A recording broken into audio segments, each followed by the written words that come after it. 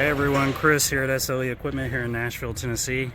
I have here a 8.5 by 18 food concession trailer sitting on top of two 5,000-pound axles. It does have an extended tongue along with a generator platform. It does have a propane cage along with stabilizing jacks underneath.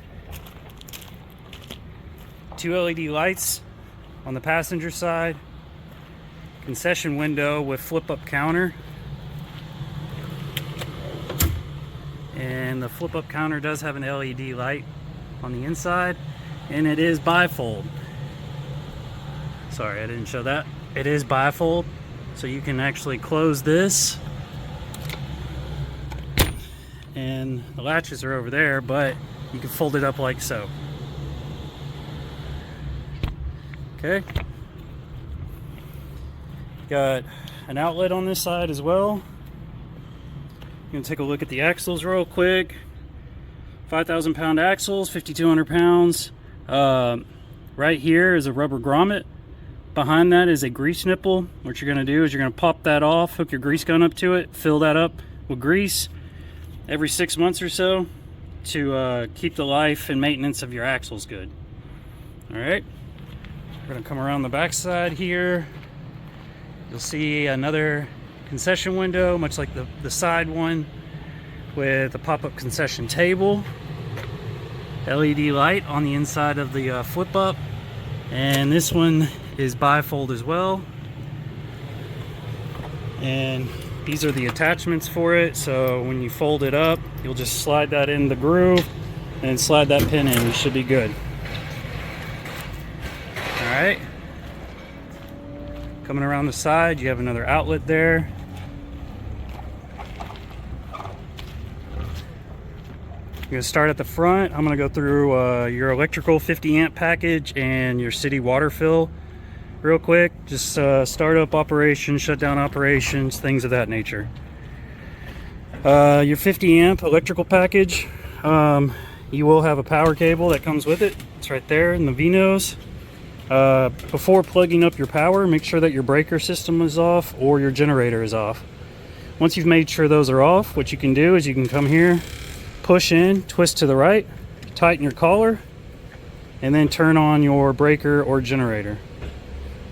Once that's done, the end of your shift, you're ready to shut down. What you want to do is reverse those steps. You're going to shut the generator off or the breaker system off, and then you're going to push in and twist to the left and pull out. Once you're done, you can flip this cap down and then store your cable up here at the nose of the trailer. Inside here, you'll find your city water fill. You have a 30-gallon city water fill along with a hot water heater and a water pump. It's a 12-volt water pump. Your breaker system and inverter are in the V-nose as well. For weatherization, you come down here. So in the winter time, depending on where your trailer is going, you'll want to weatherize your water system to keep it from freezing. So you don't want your faucets to bust or anything like that. So what you'll want to do is you'll want to drain all the water out of this tank completely. You'll turn this knob this way in line with the system, opening it up, and you'll see the water is now pouring out of the bottom. Once you've emptied this entire tank, what you're going to do is you're going to go inside the trailer, turn both hot and cold water faucets on.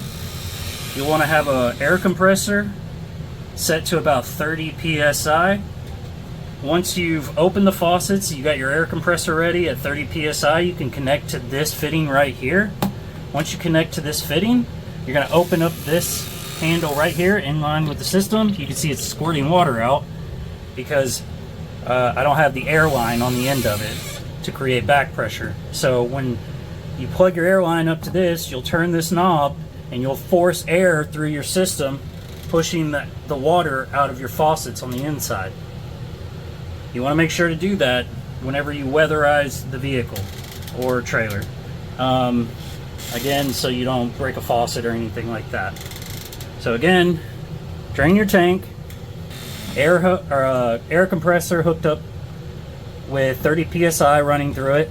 Make sure all hot, cold water faucets are open. Once that's done, you can open this, turn this in line with the system, and it'll force air through it all. Let it run until you notice just like spatterings or just air coming out of the faucet.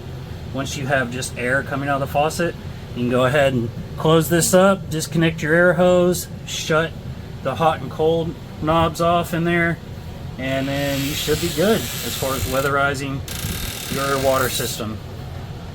You also may want to once a month throw some sort of disinfectant in your tank. You can do it via the fill on the outside. That just helps keep bacteria growth down.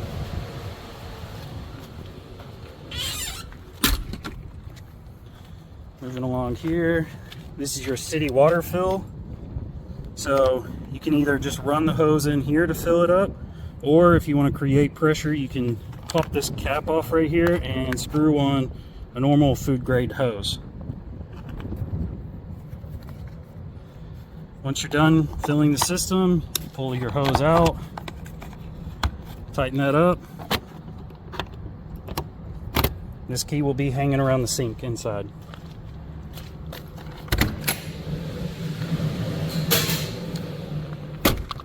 Going to come down to your gray water tank. It's pretty easy. You'll just pop this cap off right here, hook you up a 2-inch hose to this right here, and then pull this right here, and it'll release all the gray water inside your system. Once you're done emptying it out, you can go ahead and screw the cap back on. A little rubber doesn't want to cooperate with me too well. All right, here we go. All right, stepping inside the trailer. This customer has opted for aluminum mill flooring.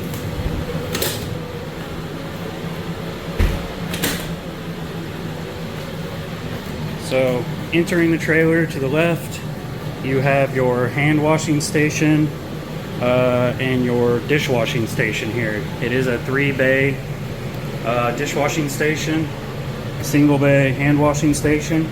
All your light switches are right here to the left of the door,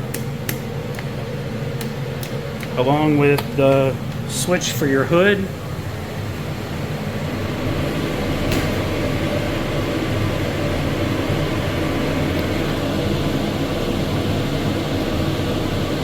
It can be kind of loud, so for the rest of the video I'm actually going to shut this off.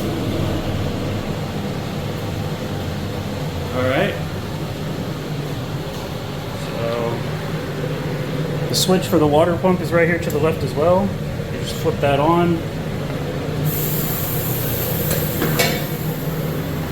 At the back of the trailer here, you can see that it has a U-shaped cabinet setup, along with additional storage underneath. Each cabinet door is locking.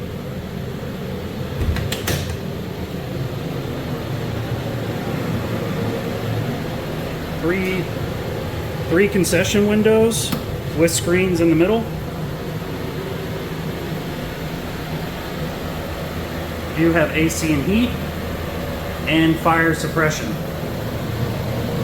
Fire suppression can be activated if you've used your fire extinguishers and the fire still hasn't gone out. You can opt out for your fire system right here. So what you'll do is you'll pull this pin, knock it to the left, and it'll engage your fire suppression there. Okay?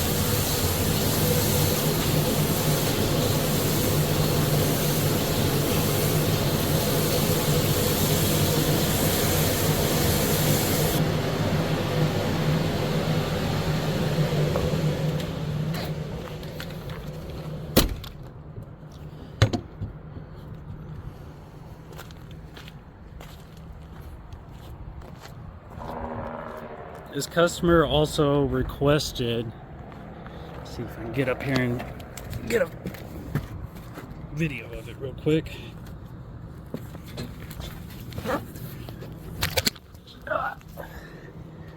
This customer requested for an outlet jack up here as well. Does have a faceplate over it.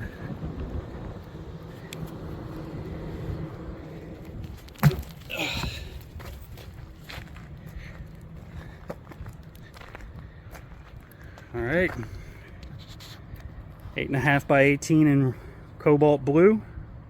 If you have any questions or concerns, please give me a call. My name is Chris here at SLE. All right, thanks, bye.